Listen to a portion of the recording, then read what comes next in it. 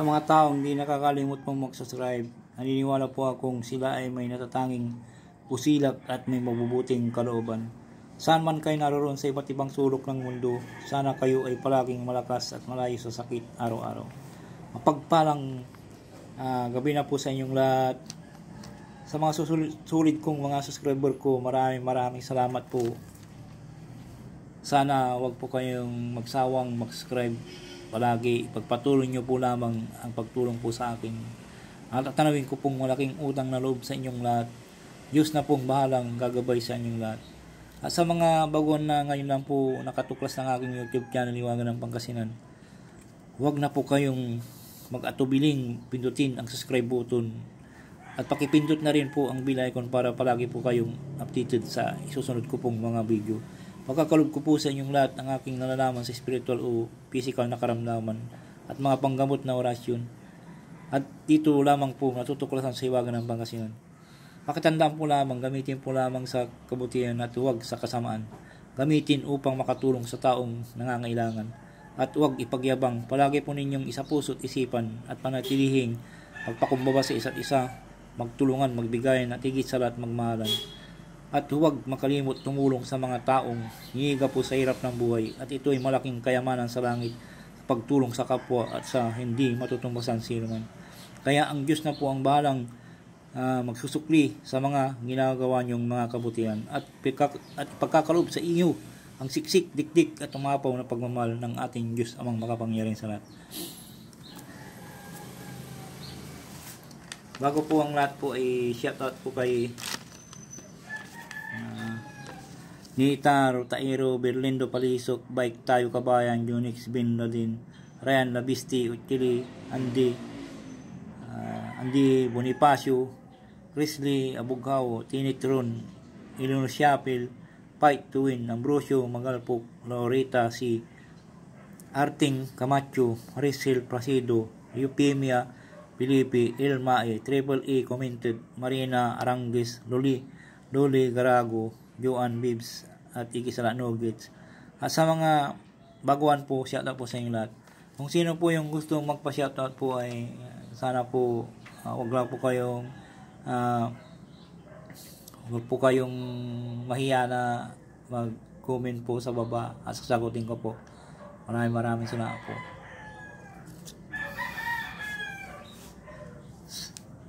Paano mabubuhay ang medalyon ng Anting-Anting Hiwaga ng Pangasinan? Sa mga baguhan po lamang na nakabili po na mga nag-aaral po ng spiritual na nakabili po na mga medalyon, ay narito po na ang magandang proseso sa pagbuhay. Kung sinabi nila na pagbili nyo po ng medalyon ay konsagra na yun, sabi nila yung mga nagbibinta sa inyo, huwag po kayong maniwala, kasi kahit na anong gawin nyo, kung halimbawa binili nyo po tapos ibinigay sa inyo, tapos idirekta nyo na pong devotion ng 49 days, baka hindi po makukuha po yun. Kahit dasal na po kayo ng dasal, di yun makukuha, hindi po buhay po yun. Ito ang paraan para mabuhay ang medalyon na Anting-Anting Hiwaga ng Pangasinan. Pagkakalob ko po sa inyo para matuto po kayo. Ang pamamaraan po ay pag nagdasal po kayo ay isip lamang po, hindi nakabukang bibig.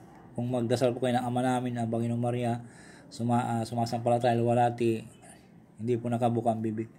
Ang pamamaraan po ay sa Merkulis, ibabad po sa tubig na may asin, nakalubog ang medalyon ng 24 hours. Ito po ay kalating, kumuha kayo ng isang baso na ibabasagin yung plain po, tapos kalating asin po, at ibabad po yung medalyon nyo po. Kung 2 o 3 na binili nyo, ibabad nyo po doon, tapos lagyan nyo ng tubig na yung malapit mong mapuno yung baso. Tapos pag huwebes po, kunin nyo ang medalyon, ilagay sa altar po yung medalyon, di nakalagay sa basong may tubig at may asin, ilagay po nyo sa altar po yung nakababad na medalyon ng 24 hours. Tapos sa Huwebes po, kunin ang medalyon. Pag Huwebes po, kung ano po yung oras ng pinagbabad nyo po sa Merkulis, doon po rin nyo kukunin po yung medalyon. At punasan at ilagay sa tubig na malinis. Punasan yung maigi, nakababad. Tapos, kung gusto nyo mong sabunin nyo po. Tapos, ilagay nyo kumuha kayo ng isang basong tubig na naman po na malinis. At, ilagay sa tubig na malinis po. Saka, ilagay sa gitna ng altar. At, konsagrahan at buhayin po.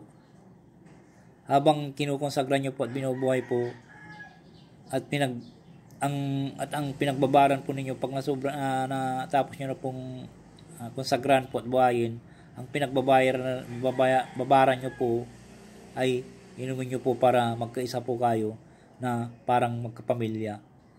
Para kung ano po yung ibig nyong sabihin na idalangin nyo po sa kanya ay susundin po niya. Kasi parang pamilya muna ito. At pwede mo na itong devotion ng 49 days. Yan po ang napakabisa po na ibabagi ko po sa inyo yung pambuhay ng medalyon. Huwag po kayong magtiwala dun sa mga nakabili po na po kayo ay kompleto na po ito. Sabing ganun sa inyo para makabinta na lang po sila. At kilatisin nyo po maigi yung real medalyon kasi kung di mo ito gagawin, ang medalyon po ay maraming negatibo sa medalyon na sumama doon. Kaya ito, the best po itong binabagi ko po sa inyo para pag halimbawa po ay mawala po yung negatibo at maiwan doon sa asin at tubig na kasamang negatibo.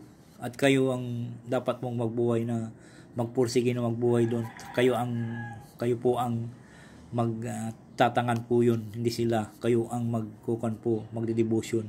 Kaya maraming salamat po sa inyo sa aking paliwanag sa aking binahagi po sa inyo. Sana po wag po kayong makalimot pong mag-subscribe, mag-like and share at pakipindot na rin po ang bell icon.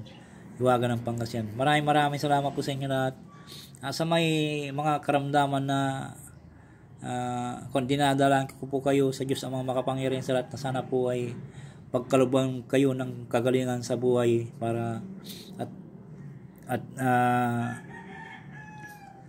sabayan nyo po rin ng mga nalangin sa araw-araw. Huwag po kayong mahiya sa Diyos na Ama na lumapit at gagabayan pa kayo at tutulungan po sa inyong karamdaman at kayo po ay gagaling. Sa pangalan ni Jesucristo na taga Nazaret. Maraming salamat po sa inyong lahat. Bye-bye po.